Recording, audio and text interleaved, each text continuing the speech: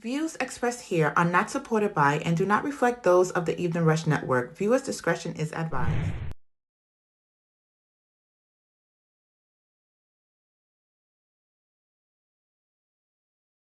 Hello, hello, hello. Good evening, everyone. Thank you for watching, tuning in to another episode of Stacey Talks Money podcast. Make sure you like, subscribe, and share. Follow me on Instagram, Stacey Talks Money podcast. You can also email me, staceytalksmoney@gmail.com.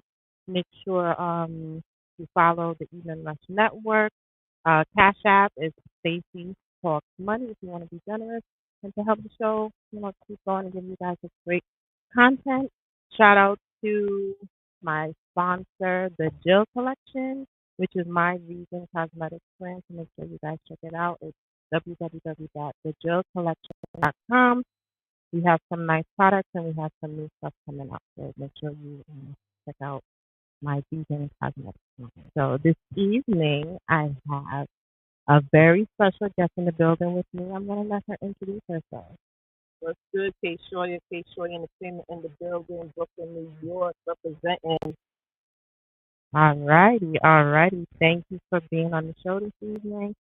We're just gonna kind of dive in a little bit into the whole entertainment world, and yeah, what it's like, male versus female. Certain roles, do we feel like females are compensated the same as our male counterparts, which is no, for the most part. So we're going to talk about your background, what you have going on, what you have coming up, and we're just going to get right into it. So yeah, yeah. So let everybody know your background. First of all, thank you for having me. Thank you for having me on your show as a guest today, Stacey. My background, where should I start? First of all, my name is K-Shoya, and my brand is called K-Shoy Entertainment. I've been in the entertainment industry strong for over 10 years, doing a lot of different things. I'm from Brooklyn, New York, and my family, my parents is Jamaican, so but big ups to all of my Jamaican people, you know what I'm saying? So I mean I have my brand, I'm representing my brand, I'm K and my brand is Entertainment, and entertainment's my life. It's been my lifestyle my whole life. I do a lot of different things. I've been working with independent artists for over 10 years, helping to promote upcoming independent artists, getting them out there into the entertainment industry more. Um, Even more so before all this social media stuff really took off. I've been in the game for a long time, um, doing artist promotions, doing interviews, doing artist development, helping artists to develop themselves brands. I'm a professional brand ambassador. I work with many different brands professionally, different products and services. I represent, um, I get contractors from different agencies to go out there and throughout New York City and do that ambassador work. And I just have a lot of, I don't even know where to start. I know it's a It's lot. a lot. I know it's a lot. And then I'm an artist myself too. Right. I I'm was a about to talent. say that. Yeah. It's a lot when you try and wrap in all of these different roles, but to me that all comes to entertainment. It doesn't matter Yeah. what side of entertainment you're on, all of these things intertwine with each my first actual business was a music management company. So I know from the back end how things can get crazy. I know what it's like to deal with artists, set up photo shoots, set up bookings, set up radio interviews, set up all these things. They're not showing up. I know firsthand what it was like dealing with artists from that aspect. So I know exactly where you're coming from, and it can be difficult at times, but at times it's also rewarding. When you get certain opportunities, when you get to do certain projects, you get to work with certain artists. You know, um, would you say you had any difficulties in the beginning on your journey? Well, there's always difficulties, that's Mhm. gonna be ongoing. Yeah. That you start out with. I don't think that really stops. That's just a part of life, Mhm. industry, entertainment. Mhm. So, originally, I guess to get my background more, I originally started out as a artist myself. My aspirations was to become a professional recording artist. I wanted to be a singer, whatever, all these different things. And I also had an interest in what goes on behind the scenes, production wise. Like I didn't just want to be on camera talent. Right. I was just went past that. So I'm into both sides of the fence. I'm an on camera talent as well as behind the scenes. Working with many people. I work with casting directors, producers. I'm affiliated with a lot of other media companies in both the reggae industry and the hip hop world. So I'm in both genres. Right. Right. Yeah. So I think I don't even know. I'm gonna let you ask the question. I know It's your show. no, but your it's show, no, you but know? it's a lot. It's a lot, and I can definitely relate to you from being, having a music management company, being on the radio, for a couple of years. So I know how it is, and oh, sorry. Oh, she's saying hi on my live. I'm also live on Instagram on my page, Stacey 78 if you want to watch it. So, yeah. So, where did you get like your first break? I would say in the industry because everybody has that moment where they get their first break, their first taste. Like how I got my first taste of being on the radio. A good friend Ben Yamin, he had a show, and he was like, "Look, my co-host is out. Do you want to come on for a show?" I said, "Me on the radio? I'm too shy for that." And the rest is history. So everybody gets that one opportunity or that one moment. What was your moment? I don't even know which one is the big moment. All right. You had many? I have many moments because I'm coming from an entertainment background. My entertainment background starts from childhood because my father was a selector, a Jamaican selector, So it's in your soundman, blood. a soundman. It's in your blood. Yeah, so Okay. I grew up with that. You know what I'm saying? So my Jamaican people, y'all know what I'm saying. I'm talking about soundman. My father was his set was called Third Royal Hi-Fi International Sound. Okay. It was one of the largest sound in Brooklyn, 90s. 90s Brooklyn. He used to be out there, Clarkson Avenue, you know what I'm saying, around them sides. So he was doing his thing, and I grew up in the mix with around entertainment and stuff. So fast forward, I always had a entertainment background. Right. I went to all my schools were entertainment focused, so I was always training as a child coming up into music and different stuff. So fast forward, I would say all right, in my high school years, one moment that stands out to me, I started out, I was on the Apollo. If that counts. Really? Yeah. I was a part of a vocal group myself, and You have a clip of that? You show that clip yes, you know what? It's crazy because I don't have the clip of the actual performance, but you know when they show like the lineup of who wins at the end. Yeah. I have a clip of that. Yeah. It's up there, and Ziporah was the host of that. But we lost to a Jamaican artist though. What year was that? You remember? You're like, look, I was too long ago. Don't ask me. I don't know. Yeah. You know what I'm saying? But I just know that Steve Harvey was hosting. So, and you were young, and that's it. I was young. And then fast forward after that, and I got caught up doing internships in school. So okay. I did internships for my first internship was at BT Records. Okay. And then my next internship for almost a year was at Bad Boy Records. Oh wow. Yeah. So I did like I had like my vocal training, and then I also have like experience from being on working in the labels and stuff like that. So that's it. That's on my phone. But besides that, yeah, I was working at Bad Boy. I met a lot of the artists there. I became cool with Black Rob. Rest in peace to Black Rob. Okay. And did you work with Puffy?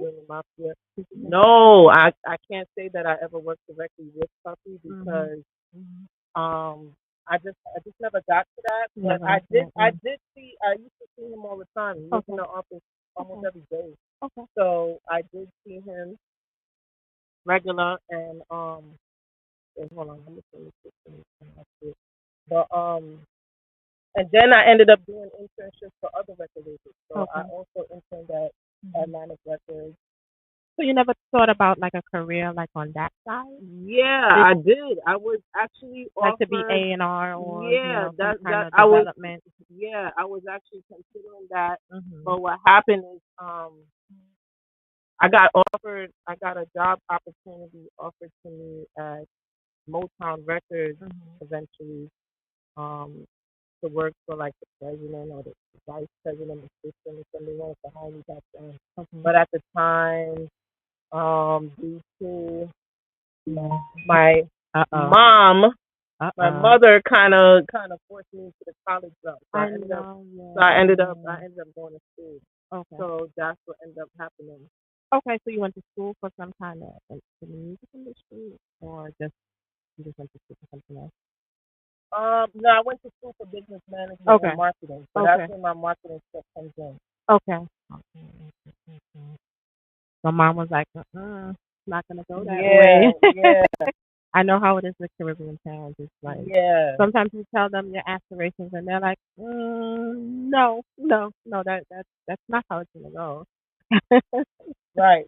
And you can't defy them. It's kind of. Yeah, I had a strict Jamaican mom, so yeah. So basically, I couldn't do that, but it was a lot of stuff going on, and I just kept my aspirations strong. I still wanted to be an artist and everything like that. But yeah, that was a goal of mine too. Listen, I was all over the place with this entertainment stuff because it's like one part of me want to be an artist, and then the next part of me want to work as an executive. You know what I'm saying? And then I also wanted to get into like radio and TV, but actually those opportunities kind of just came to me. Right. Okay. But it's like a little of everything. Yeah, I know. So marketing, promotion, that's how I kind of got like a rounded experience. Yeah. That's everything I'm doing. Okay. Oh, that was my start. That was your the labels, right? Yeah, so The labels was my start, along with my training as coming up with singing. Okay. Did you ever think about maybe having your own record label at one time? Did you ever think about that? Because that's a lot of. I thought about that too one time, and I was like, that's a lot. It sounds nice, but yeah, that's kind of a little bit of everything if you think about it. Like a label, you do artist development, you do management, you do. Yeah, but I'd rather do like promotion and management services. I don't know if I want to get too lost in that yet. I mean, maybe in the future if that you never know. But it's something you want to do. I think there's a lot of financial backing for that, so you don't have to put me onto the financial. That's why the financial part. That could you tell me how I could start a label in finance and support a whole roster of artists and all that. You let me know that part. But most artists, they get back and they get investors who invest in their career in the beginning. A lot of artists do. But the industry has changed now. I know it's changed a lot. Yeah, on. not too much. But in the beginning, that's how a lot of artists are able to kind of make their way. They got a lot of backing. You can get it, but like you said, now it's not the same. Right. But if you get an investor, if you could get some capital up, if you could get people to just personally invest in the business, whatever business that may be. Also, there's grants, there's money out there, especially for the arts. There's a lot of different opportunities for the arts. Right. So that's something you could, maybe look into if you want to grow and think about other aspirations as far as entertainment field. Now, as far as the entertainment field, do you feel that females get the same compensation as male counterparts? Have you ever been in a situation where you felt like, I should have been compensated X, Y, Z, but he got this, and because it happens. I think that I mean, behind the scenes, I don't know what experience people have, but if I'm just going off the top of my head, I do think that the males are, being paid a higher rate, and the negotiations is a little different when men are dealing with men. So, I would think the best thing for a female to do when be dealing with finances and negotiations is probably to have a male representative represent you to do the negotiating with another. I was just about to say that. You know what I'm saying? And I experienced that. No, I experienced that firsthand in the entertainment field. You always need, even if you're just a female in your business, you still need some kind of male involved when it comes to contracts, when it comes to certain things. Because when people see a male in the mix, it's like, it's a little bit different. Yeah. I've experienced that, so I know when you have to at least have a male, some way, shape, or form in your business to kind of get that respect. Yeah. Because there's also another side. Being a female in this industry, a lot of times men want you to do things for free, or men feel like they want to, quote unquote, sleep with you to do certain things or for certain opportunities. No, and you shouldn't have to do that as a female. But you know, men are gonna be men, so But why does that's it have not to really be that way? I mean, it's just nature. You know what I'm saying? They trying to see what they could, what could happen. They just find their luck. When it comes to that, you just gotta know as a woman, you just gotta know how to shut things down and be respected. So even if men or a male's gonna come on to you, you can't be intimidated by that. You just gotta know how to respond, right? And it happens. It's gonna happen every day, but every morning. Yeah, but it's never gonna stop. Not until So women just gotta know how to just conduct themselves, and then that's just it. For me, I didn't know how bad it was until I was put into that whole situation. You know, you're trying to get artists on your show, you're trying to do certain things, and it's like we're talking business, we're good, and then the conversation flips. And I always had to tell them I'm trying to do business. We're not talking about that. Business. You mean on the interview? No, I'm just saying in general. Behind the scenes? Yeah, like you try to get artists on your show or get interviews or get them to do performances for you, or you have an event, and they say, yeah, I could do it. And then on the flip side, they're like, well, if you do this with me, I'll do it. No. Yeah. No, that happens too many times. Yeah, that happens. That's true, but because you don't want that name as a female, especially in the entertainment field. You don't want that name. Oh, this person sleeps around, or this person does this with artists. Doesn't happen. I hear a lot of the stuff that goes on. I'm not in the mix. Yeah. You know what I'm saying? You do whatever you want to do. Yeah. But you just gotta know how to hold it down with your parents. You know what I mean? And if you want to sleep around, then sleep around. You know what I'm saying? If that's if you want to sleep around, who am I to say you can't? You know what I'm saying? Do whatever you want. Some people it works for them. You know what I'm saying? Not for me. Yeah, I know. I'm not doing that. I'm not co-signing that for myself. I'm just saying that's what somebody feel like they want to do. You know, they feeling 50 on a Friday night, they could do it. You know what I'm saying? It doesn't even have to be a Friday night. People frisky all the time now. Listen, that's a whole nother show. People are frisky all the time. Not only on a Friday. But yeah, I feel when it comes to that, a lot of times us as women, we have to always let them know from the get-go, this is only about business. Can we keep it business? And I feel sometimes we have to always repeat ourselves. This is business. Even in my coaching business, I get clients and I have to tell them, are you reaching out to me for coaching or something else? Because if you're reaching out to me for help with your business, why are you asking me if I'm single? I'm just saying, what does that have to do with me coaching? I always have to say, please let it be about this. It's just I don't know. It's crazy. Why would you do that? But why do men do that? If you I don't know. You have another agenda, but if you know I'm about business, why would you? And I put it out there to you. This is about business, but you still try to come sideways. Like, okay, I know she said it's business, but what is it? They feel like maybe I could convince her otherwise. Yeah. They're trying to see what they could get. No, they could get lucky. No. They're feeling thirsty. Yeah.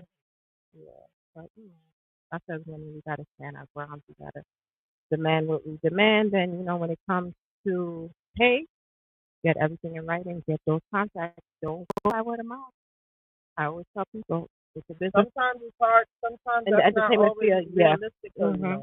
I mean, people say that, but sometimes like you do stuff on the fly, things happen on the fly, opportunities arise, and people may feel like, you know what, like I'll take my chances with the opportunity because I don't know when it's going to come back again. We don't got time for that situation, and this may not be a low situation right now. You know what I'm saying? So, that's how people get put out there, but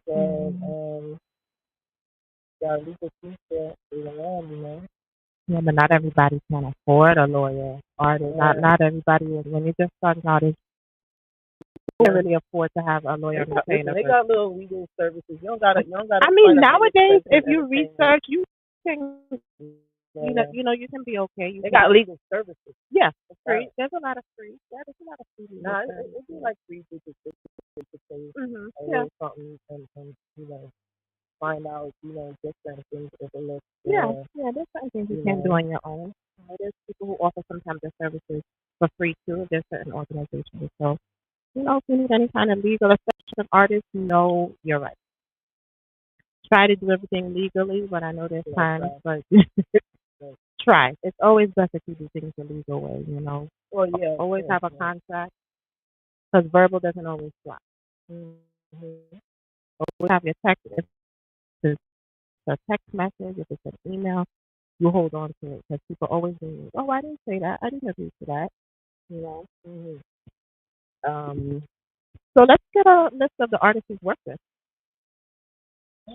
Artists that Who's your favorite and who's your maybe? My favorite artist that I've worked with already. I never thought about. I don't really have a favorite. Like some people say, oh my God, I was dying to meet this artist or work with this artist. Work with me directly, whether you met them at an event or you interviewed them. Well, I was okay. Anyone you say like, I'm really a fan of this artist and I met them or I interviewed them. I was just in contact with them. Right now, the way I feel now, I don't know if I'm a fan of too much people. Really? Oh boy. The fan word, I don't know about that. Yeah. Well, I am a fan of Chris Brown. Really? I do want to meet Chris Brown, so if that could happen, you know what I'm saying? Anybody else can? No, wait, hold on. If I can, no, let me say that correctly. If I can meet Chris Brown again, that would be nice. But I met Chris Brown. Matter of fact, yeah, I met Chris Brown. That's somebody that, I did, but that's when he first was just coming into the game, and his first single, the first single that he did with Joel Santana, that didn't even drop yet. I met him so that, I'm talking a long time ago. Remember he did the Run It? Yeah. I met him at Jive Records. And I was at Jive Records label. I don't know if I will ever hear this story, but you should have made your way, girl. You could have been Mrs. Chris Brown right now. I don't know about that at the time. You never know. No.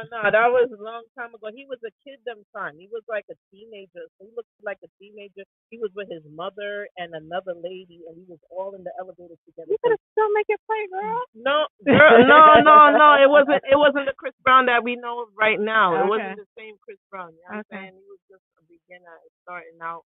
And what happened was I was at Jive Records meeting with a friend of mine that used to work there, and he was telling me like, yo, he's about to be the next Michael Jackson. Like, he was telling me like, yo, you see that shit right there? He's about to be the next big thing. So I was like, oh, okay.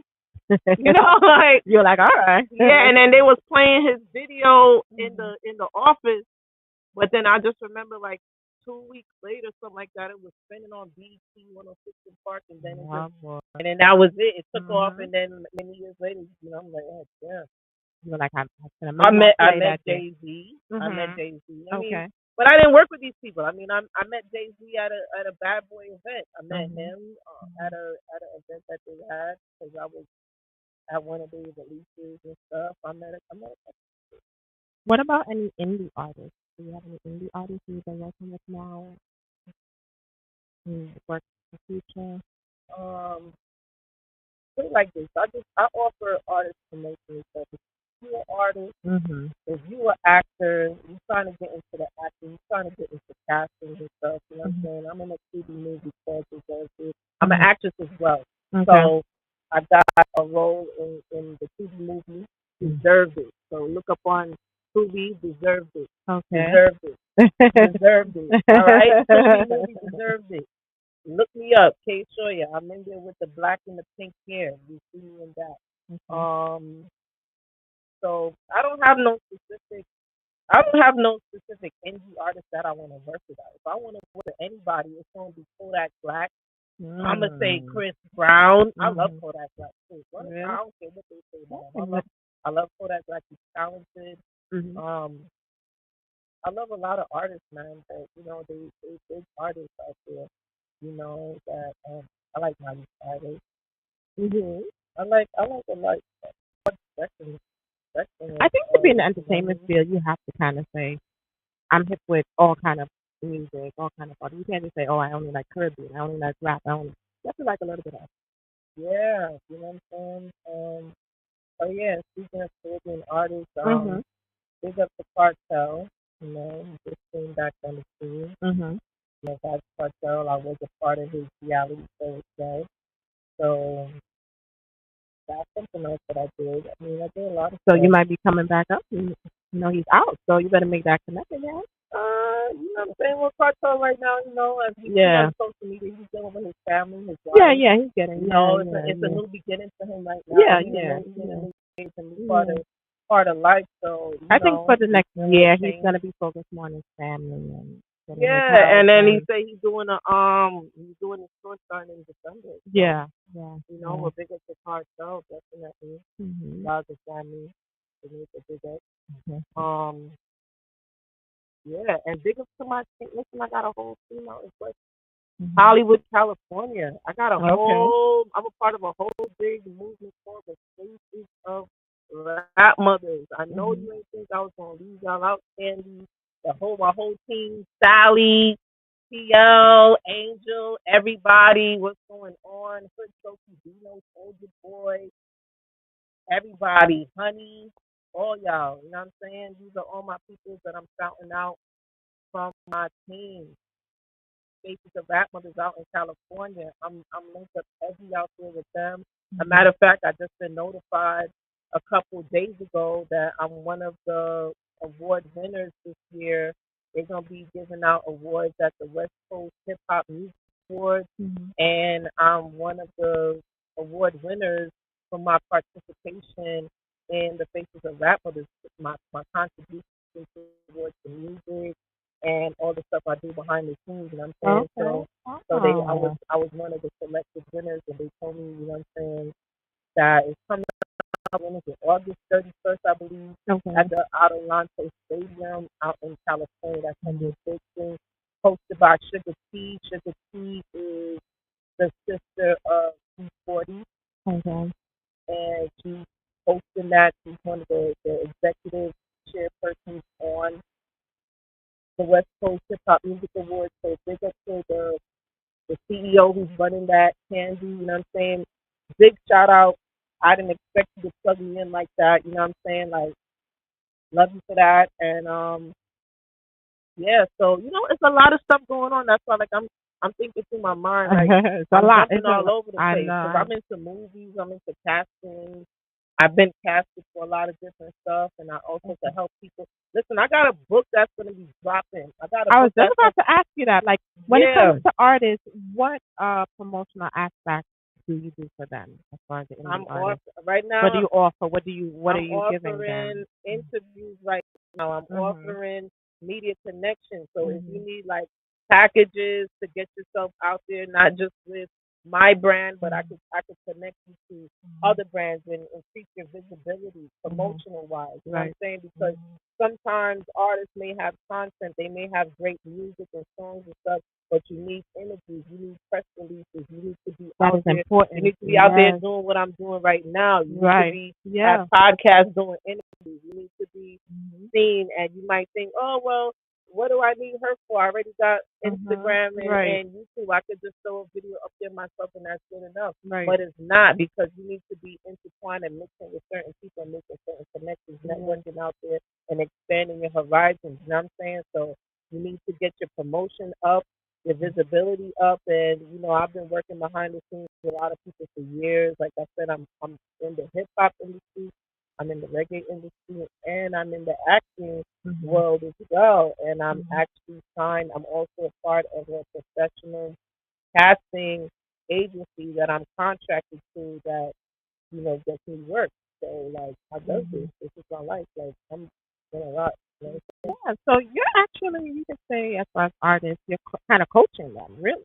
Do you like coach them, like how to do interviews? Because some artists are not. I'm not coaching nobody to do no interviews. Really, you know? I have to do that. Yeah. I'ma just hook you up with the platform, and I'ma just ask you the questions, and you're gonna be yourself. You know what I'm saying? I might tell you, like, make sure your light is set up properly. If we're doing an online interview, I might tell you that. Well, you on your own. As far as like you just gonna do this is about you. Right now, I'm doing interviews again. I've been doing interviews for over 10 years. I've been interviewing on red carpets, movie premieres. I've done interview a lot of celebrities, a lot of the Jamaican celebrities, artists I've interviewed like Ziporah, Gully Bob, Gully Bob. Yeah. I interview Queen Ifrica. Oh, I love Queen Ifrica. She's one of my favorites. Really? Like, yeah, Okay. she's one of my favorite artists. Oh yeah, and Lauren Hill too. Yeah. I didn't interview Lauren Hill, but Okay. she's one of my favorite artists in the world.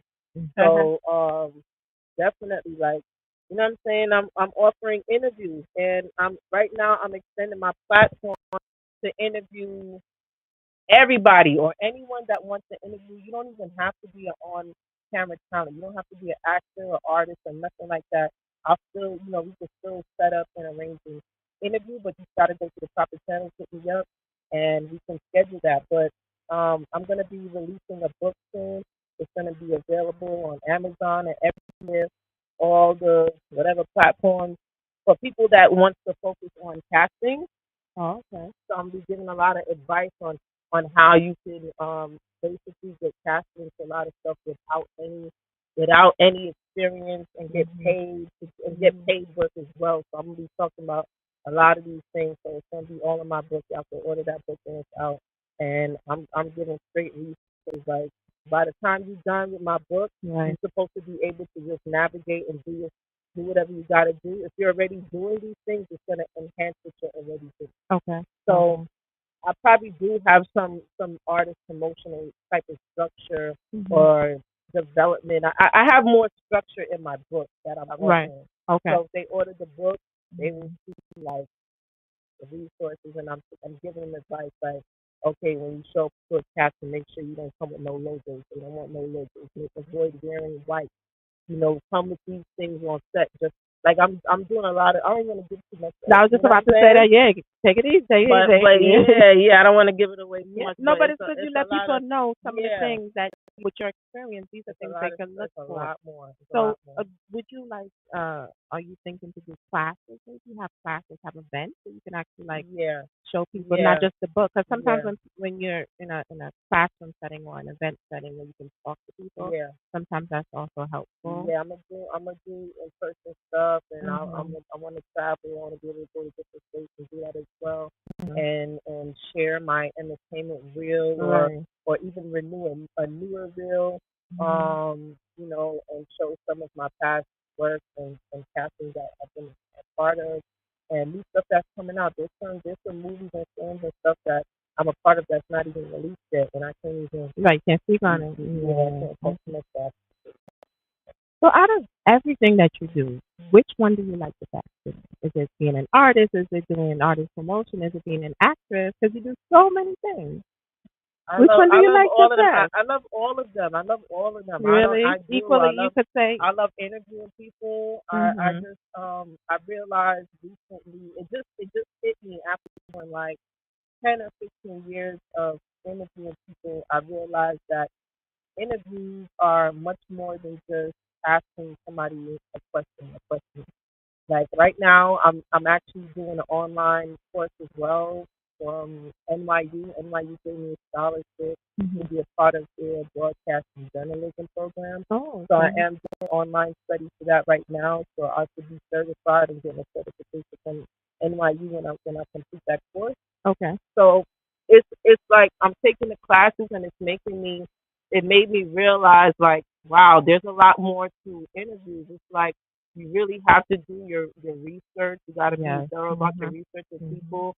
And I realize it's like it's a lot of genres of interviewing. It's not just only entertainment. It's a lot of different.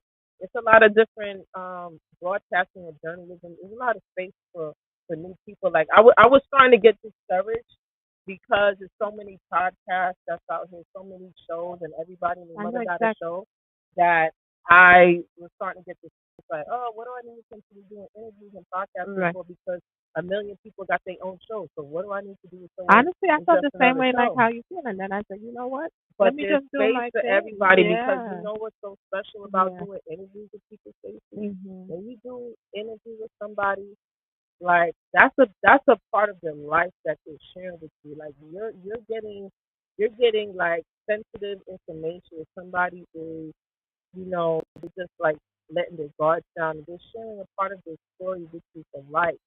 And when you do an interview with somebody, like even us doing an interview right now, you interviewing me, I'm responding. Like this becomes a part of my life. You get what I'm saying? Like I am my brand, and my brand is all entertainment, media, and all this stuff. So now you have just become a piece of my life permanently, right? You know what I'm saying? Yeah, you're right. And Think about it that way. I didn't think about it that way either until I started doing these classes, the online NYU broadcasting journalism studies, and I'm like, wow, this is a lot deeper. I just thought, I'm just asking people questions and boom. But no, sometimes I've done interviews on people that now that are no longer with us right now, that have passed away. And when I think about it, I didn't realize like this this interview that I have done with this person, whether it's a 5 minute interview, 10 minute, half an hour, or an hour long, it becomes so important, especially to their family and friends and their loved ones. Like they get to see them a piece of them in action again. You know what I'm saying? So it becomes a part of their life journey and story when you do these interviews. So it's so much more than just an interview. It's not. I I find never it thought about it therapeutic. like I that. find radio interviewing people is very therapeutic at times. Kind of where you get into ask questions, you're getting to know people. It's therapeutic if you think about Listen, I've done I interviewed Tyrese Gibson's sister, Shanta. it. Shanta Gibson, big up yourself, passed away. Mm. And I'm talking about Tyrese from Baby Boy. Right. Okay, so his sister was she was a part of the brand that I'm a part of, Facebook Rap Mothers in West Coast, California. She's from Vegas. Right. And I did a long interview with her. It's on YouTube still. Kay Shorter interview Queen B, Shanta Gibson, that's her name.